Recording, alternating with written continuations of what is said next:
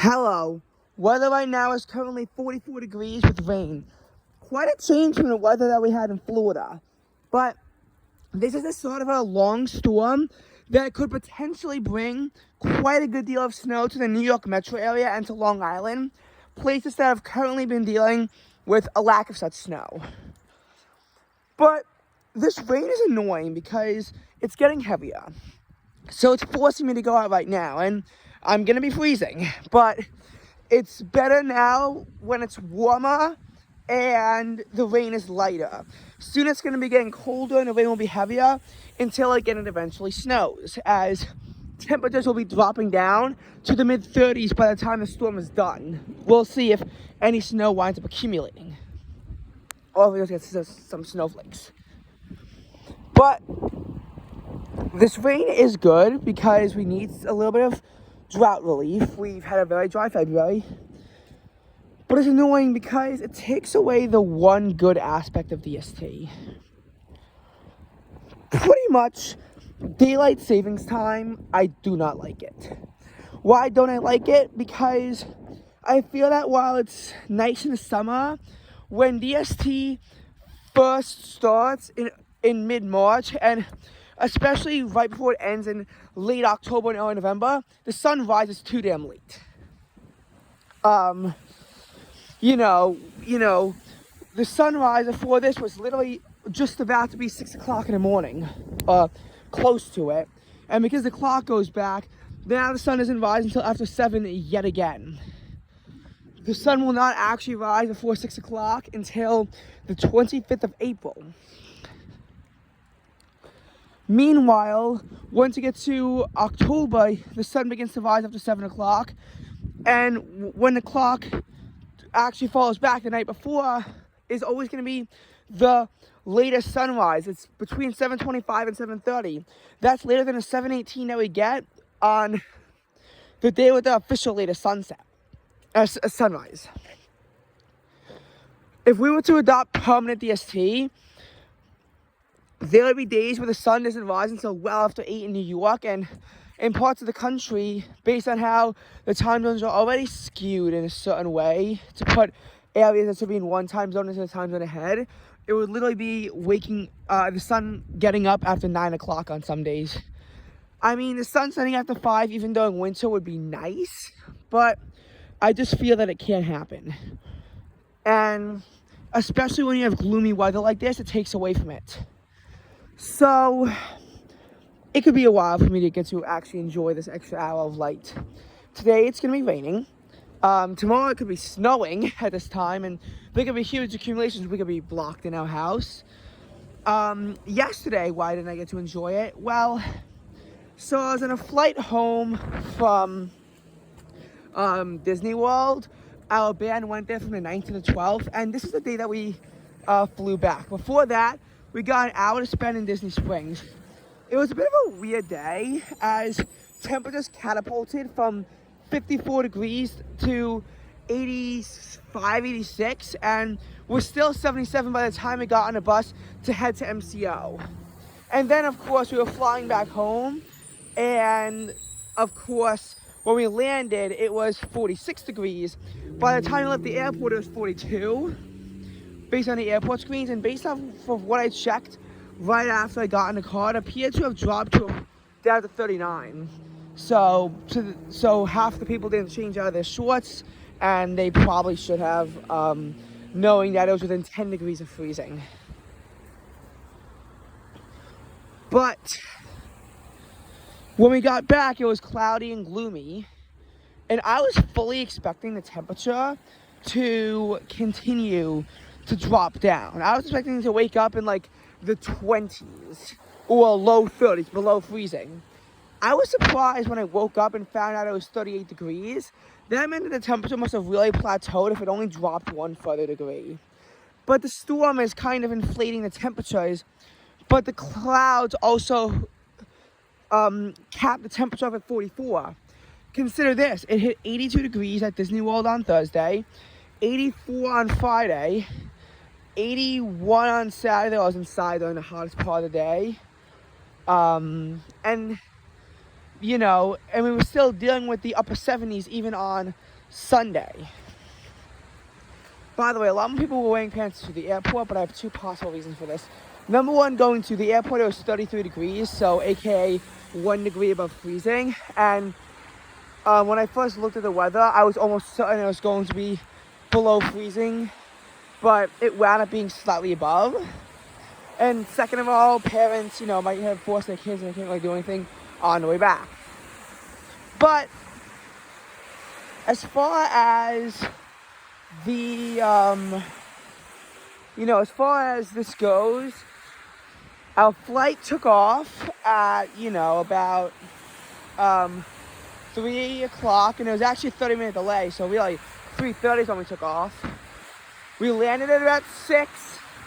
So while we got to see the sunset as we went through our baggage claim, by the time we were already on the Grand Central Parkway on our way out of there, it was almost fully dark still. So we couldn't enjoy it on Sunday, couldn't enjoy it today, and we can't enjoy it tomorrow. I don't know when the first time I'm going to enjoy it is. My fingers are freezing due to the cold right now. By the way, full Disney video to be released March 16th. But in this video, we're talking about something different.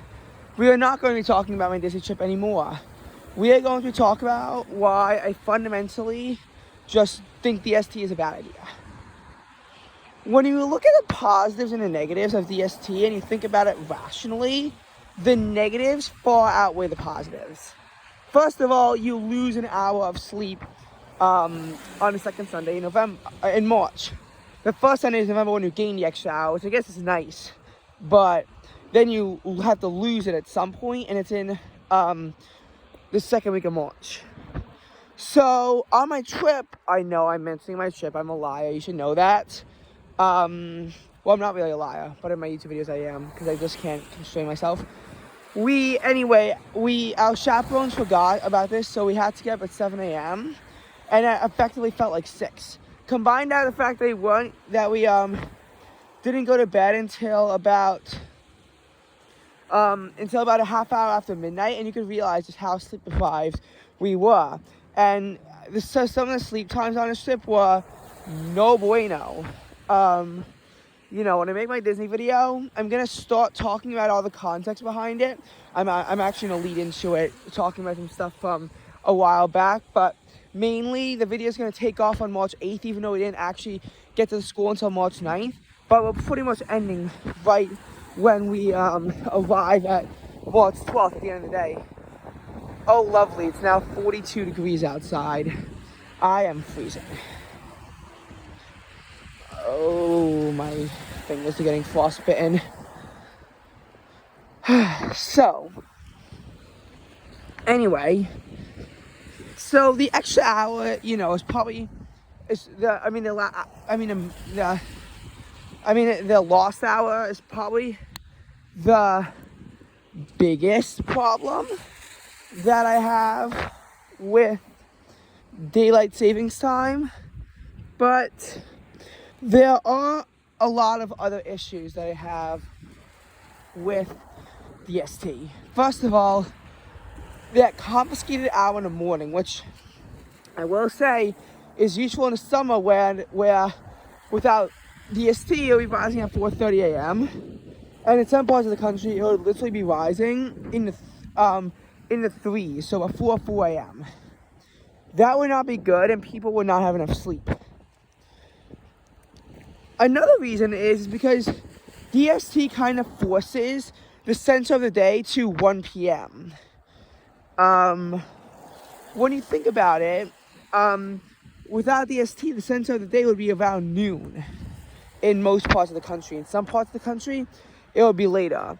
I think it's so dumb that places like Nome, Alaska, use DST because there's a 2 p.m. solar noon without it and a 3 p.m. solar noon with it. Like, I'm not even joking.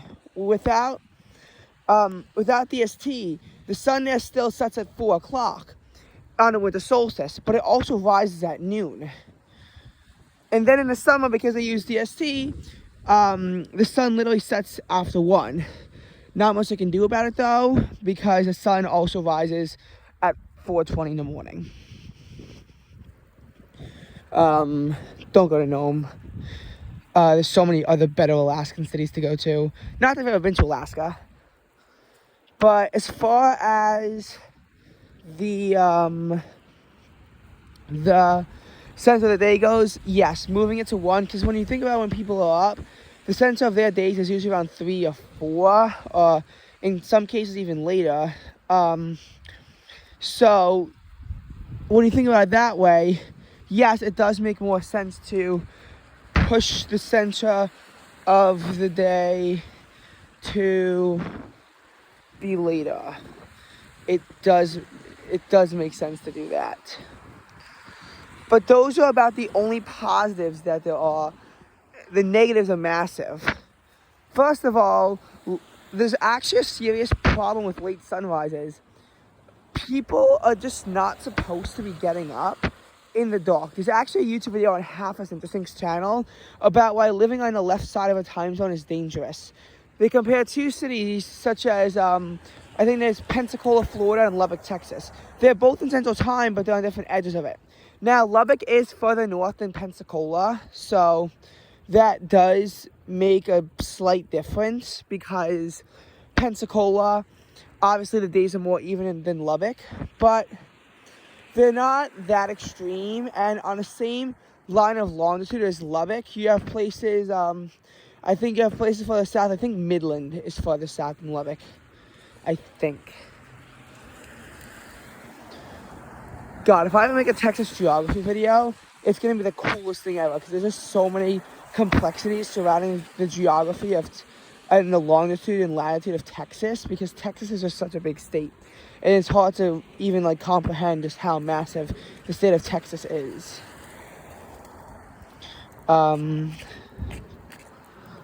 You know, I mean, like, you have a state where the western edge of it is, if in New Mexico, would still be in the western half of the state. And then, you know, on the eastern edge of the state, if you were to go further west, you know, you'd wind up making your way over into like not even that far, into like the border between western and central Arkansas. So I think that's cool. But, you know, as far as that goes, as is mentioned in the video, in Pensacola, you can always rely on waking up with the sun. Not the case in Lubbock, because they're further west on the opposite end of the time zone. And when you get to border cities, this really intensifies. Like, you know, Michigan City, Indiana, and I forgot the other city on the Michigan side of the border, so I'm going to find a better example. I think maybe Panama City, Florida, and Tallahassee, Florida, I think is a better example.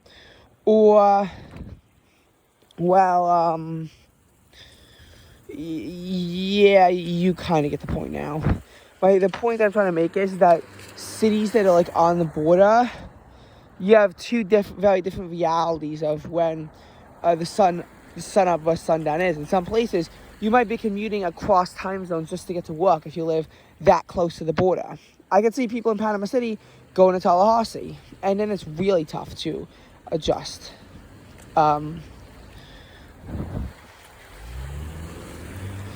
You know, but I do feel as though waking up with the light's important. When it's dark, there's a lot more car crashes and that kind of stuff.